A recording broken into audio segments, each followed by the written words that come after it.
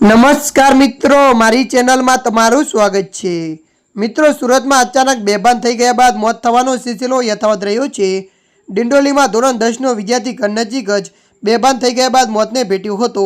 ઊંધનામાં વાળ કપાવવા માટે જઈ રહેલા યુવકનું રસ્તામાં છાતીમાં દુખાવો થયા બાદ બેભાન થતાં મોત થયું હતું।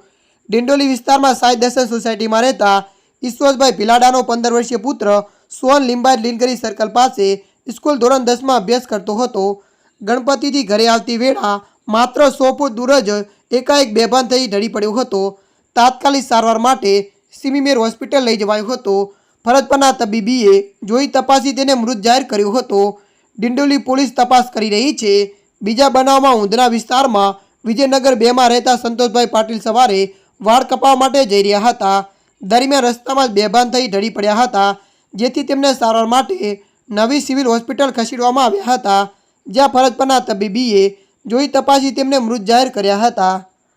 ત્યારે મિત્રો, હાલ માટે આટલું। મળીશું નવી અપડેટ સાથે। જો તમને અમારો વિડીયો પસંદ આવે, લાઇક, શેર અને સબસ્ક્રાઈબ કરી નાખજો।